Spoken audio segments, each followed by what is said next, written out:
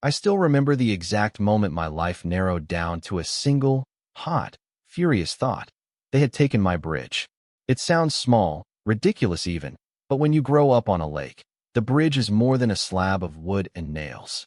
It is the hinge between the house you maintain and the swim you teach your kids, between the dock where your dog learned to jump and the quiet place you go when you want to breathe. Our little community had been a patchwork of families and retirees who kept their boats tidy and their barbecues modest. The HOA had been an annoyingly persistent background presence, the sort that sent emails in the middle of the night about turf grass height. Then they tore down the community footbridge. No warning, no vote recorded in any of the minutes I kept, no permits posted on the bulletin board, and blocked access to my dock for weeks. While they assessed safety concerns, they painted polite reason over it. Liability, structural issues.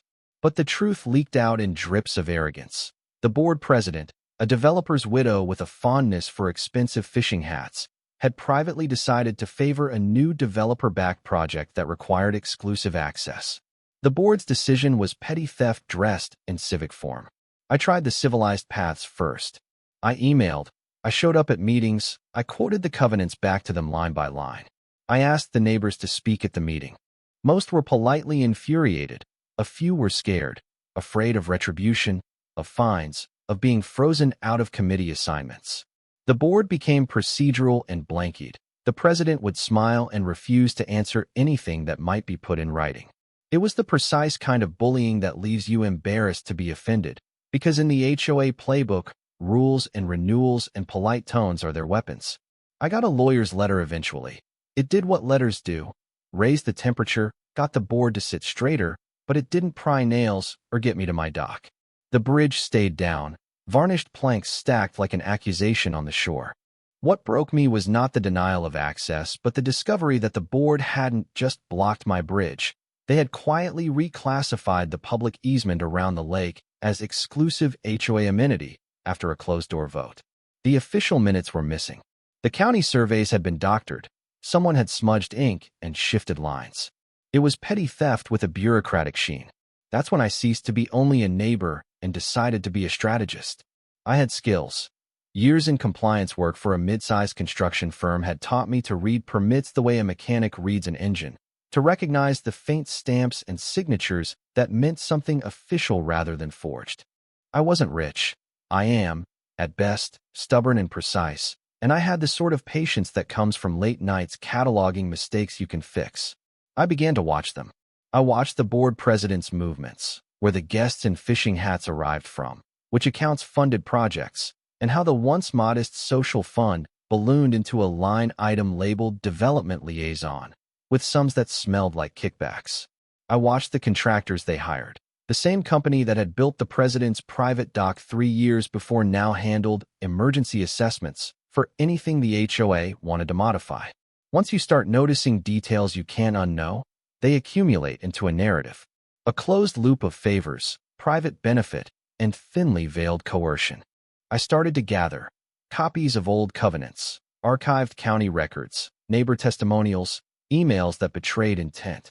I taped conversations where the president hissed about getting what's ours back, and I kept a ledger of which board votes coincided suspiciously with invoices from the contractor who, by a boring chance, owned the resort adjacent to the lake that had suddenly sprouted strings of private cabanas and a gated boathouse with the new exclusive access designation.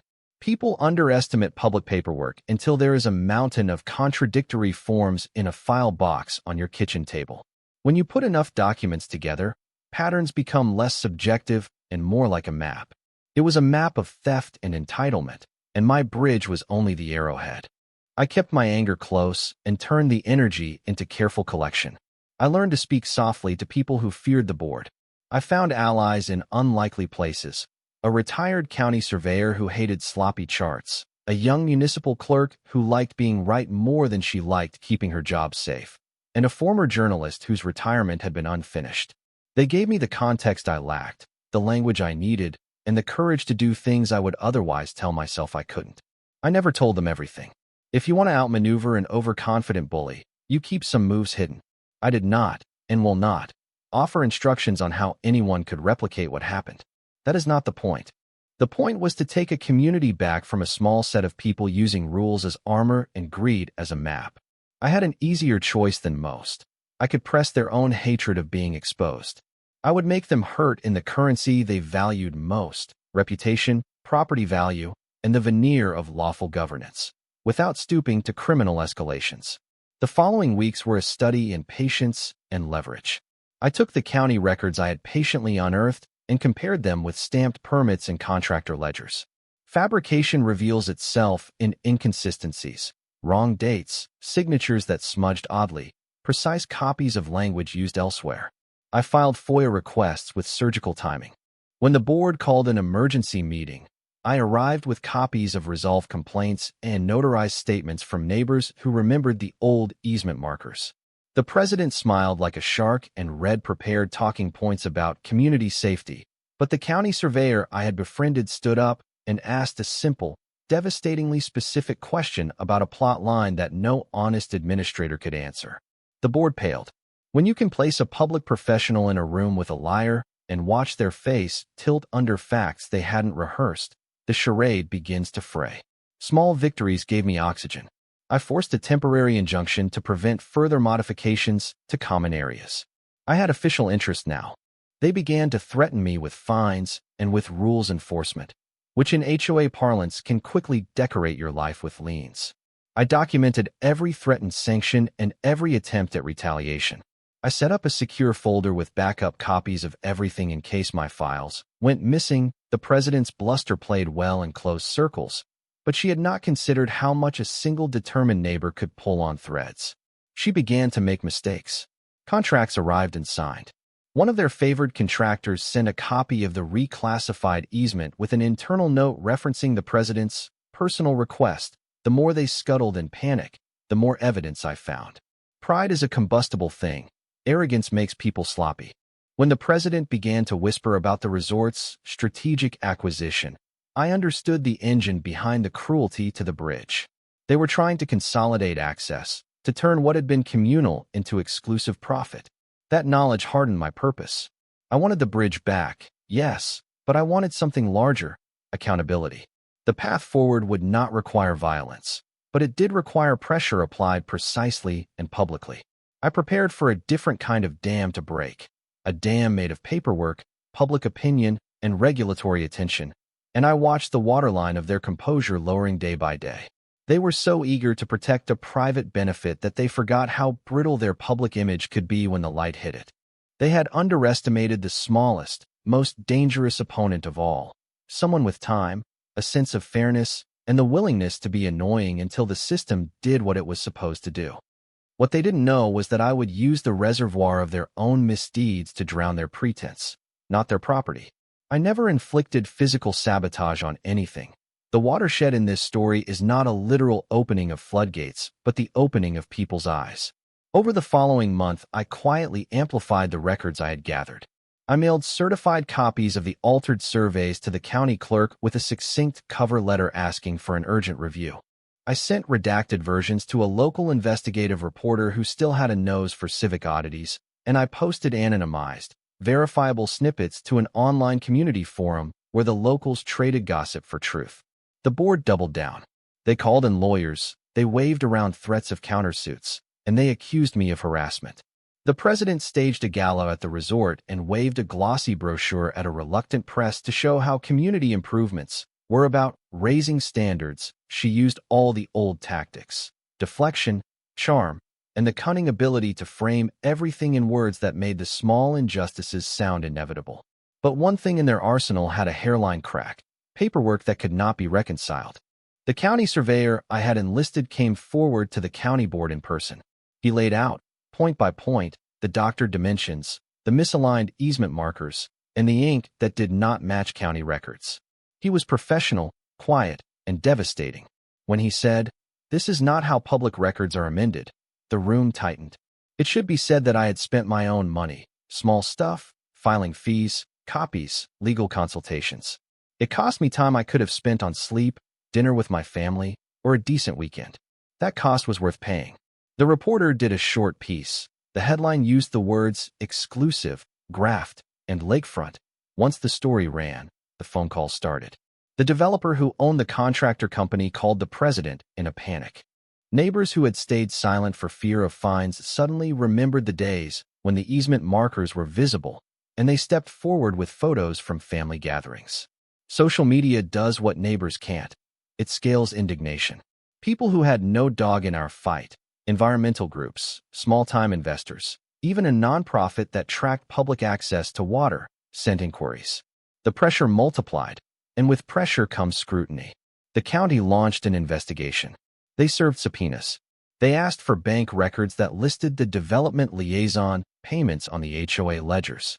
Money, which had been shuffled artfully into innocuous-sounding accounts, left a breadcrumb trail when you know where to look. I didn't have to do anything illegal. I simply set the system to work on the weaknesses the board had themselves created by trying to privatize what wasn't theirs. The resort, which had been lustrous in brochures and expensive linens, suddenly looked browbeaten. Guests who had booked weekend stays began to get cold calls from environmental groups and reporters asking if they were comfortable staying at a place that might have just aggressively privatized a public shore. The resort's bookings dipped. Investors called their reps. The president's phone calls, once crisp and superior, filled with a new tone, defensive, urgent, and occasionally crude. This was where patience paid.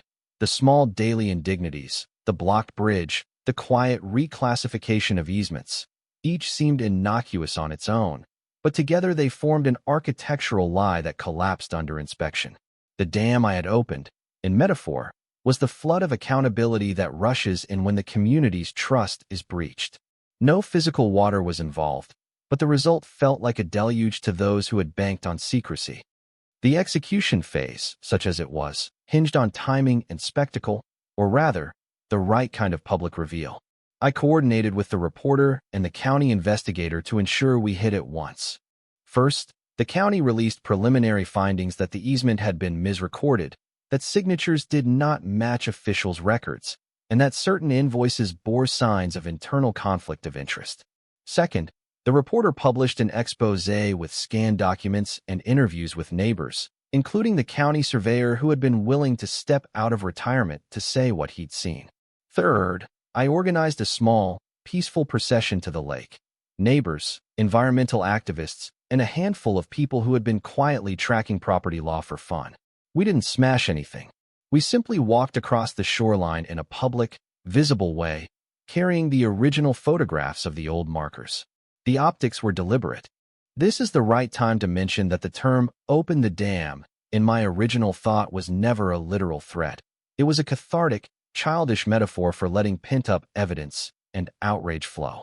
I will not give anyone a how-to for breaking dams or sinking property. That would be irresponsible and potentially dangerous. Instead, what we opened were people's eyes. In public, the president tried to maintain control. At the press conference outside the resort, she read a carefully curated statement about community betterment. It was a memorized litany of phrases designed to soothe. Then the county surveyor, quietly professional, stepped forward and spoke the language of exactness. Dates, signatures, stamped permits that were wrong. He held up a copy of the HOA's meeting minutes that matched the signature of a board member who swore he'd never signed anything like it. The developer's lawyer spluttered and asked for a recess. The visual evidence, combined with the surgical timing of the investigation, broke the illusion of competence the president had relied on. Social media, which had been warming up with small, angry posts, seized the moment. Videos of the procession, the county officials' words, and the president's increasingly flustered attempt to command the narrative circulated. The resort's glossy smile began to peel. People who had booked weekend stays started canceling in real time. One small business association issued a statement saying it could not recommend supporting a destination under official inquiry.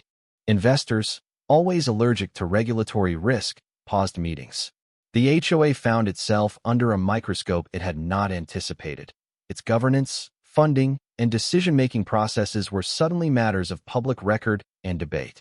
Evidence has a way of shifting power. A tide of people who cared about public access, about honesty, and about transparent governance had come together. No property sank. No structures were breached. What sank, for a while at least, was the illusion that a small board could quietly steal a community resource without consequence. The board's response was a study in how quickly convenient power erodes. They hired high-priced counsel and churned out statements about due process and legal compliance. They held closed meetings where the president tried to rally a dwindling coalition of loyalists who cared more about their private advantages than public scrutiny. But the county's probes were not superficial. Subpoenas required documents and bank statements, and an auditor came in who cared more about ledgers than charm. The resort's insurance carrier, suddenly interested in risk exposure, sent a representative to look at compliance. Quietly, things that had been shrugged away as small HOA niceties became obligations with teeth. The president started to fight back with legal technicalities, but legal technicalities have limits when the facts do not fit them. You can hide a misfiled survey sheet, but you can't hide a photo of the original easement marker taken at a family picnic 10 years prior.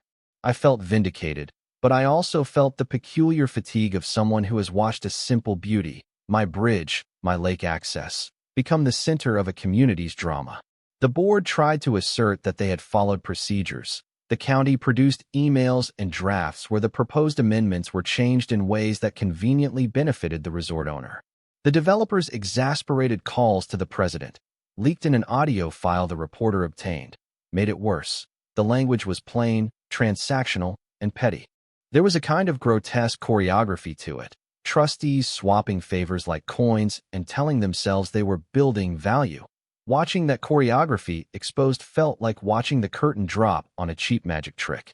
Once the investigation reached a public tribunal, the consequences accelerated. The county issued orders to restore public access, to rescind the illegitimate easement changes, and to submit to an independent audit of all HOA finances over the last 5 years. The resort's perceived value, once a glossy, unassailable thing, took a hit in investors' eyes. A demand letter from the county opened discussions for restitution, and the HOA's insurance premium spiked. In short, the cozy pyramid of favors was shaken. The president, who had been so sure she was untouchable when she signed the phony easement and instructed contractors to make it look official, began to look smaller. Her public smile cracked. In private, she argued heatedly with her counsel. In public, she offered apologies that smelled of legal consultation rather than remorse. Several board members who had not been aggressive in the first place resigned quietly, embarrassed by their association. Others were pushed out in votes the community demanded at a special meeting the county ordered. The property owners who had been indifferent woke up to the reality that collective wealth depends on shared integrity. Restitution processes were slow, messy, and bureaucratic, but they were underway. The bridge? It was rebuilt, not by me, but because the community insisted. I helped organize the volunteers. We painted planks at dawn and fixed railings at dusk, while mothers and retirees passed sandwiches and coffee. The visible act of rebuilding the bridge was part practical and part symbolic. You can redefine what belongs to a place, but you cannot permanently sever the human ties that reknit it. There are costs to victory, and I do not pretend to be unscarred. The board retaliated in ways that were petty and exhausting. Fines were levied. There were threats of lawsuits demanding I cease my harassment, and for a while I feared losing friends to the toxicity of civic fight. My mailbox filled with nasty cards, and a few neighbors who had benefited from the old arrangements went silent. But the greater cost would have been to allow that small theft to stand. The aftermath taught me something about how markets and civic life intersect. Property is not merely owned by the wealthiest hand that can hold it. It is owned by the community that preserves access and trust. The resort did not literally sink beneath the water. Instead, its monetary sheen dimmed under scrutiny, guests dwindled, and some investors pulled back. The developer, who had been used to buying influence, learned that community pushback, when organized and fed with facts, can be more powerful than a litigator's cadence. The board president faced sanctions from the county, was removed from office by a forced vote, and eventually faced a small civil suit for misrepresentation. The HOA was placed under an oversight provision while new bylaws were drawn up by an independent committee. What we achieved was messy, imperfect, and humanly costly, but it restored something true. The idea that a lake is more than a line on a ledger and that neighbors have a right to access the public resources that shape their lives. If there is a small triumph in all this, it is not that I sank their resort. as the heady fantasies of revenge might have phrased it. The triumph was that we demanded accountability and won back our shared space through persistent, legal, and public pressure.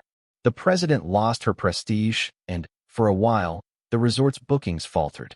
The community regained its bridge and learned to watch a little more carefully. The lesson I keep repeating to anyone who will listen is this: bureaucracy and niceties do not make injustices harmless. Arrogance and secrecy are vulnerable to light and care.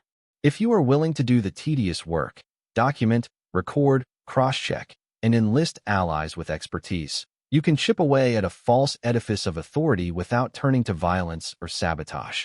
It takes time, gumption, and a willingness to be unpopular for a while. But if you care about access and fairness, it is worth it. Years later, I still walk across that bridge. Sometimes I pause and watch a child learn to throw a fishing line, or a couple push their child in a small plastic boat, the same kind of small, ordinary things that anchored me to that place. The people who stayed through the fight rebuilt relationships that felt more honest afterward. Neighbors became less timid about asking for records, and the HOA formed a transparency committee with members who were not board insiders. The president moved away eventually. The developer took a financial hit and quietly sold a portion of the resort. The shore regained its rhythm. I have been asked, more than once, if I regret how far I pushed. I do not. I regret the exhaustion, the petty terror of being threatened, the way fierce civic duty thins the space left for ordinary life.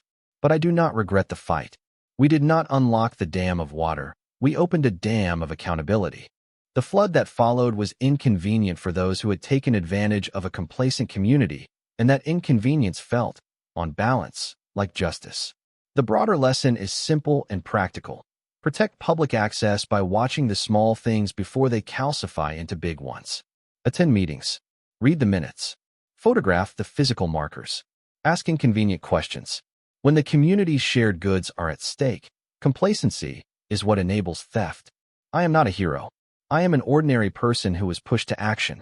In that sense, the story is less about me than about what people can do when they refuse to be quiet about the things that matter. The bridge stands now as a reminder. Small things can be defended, and when they are, the whole community benefits.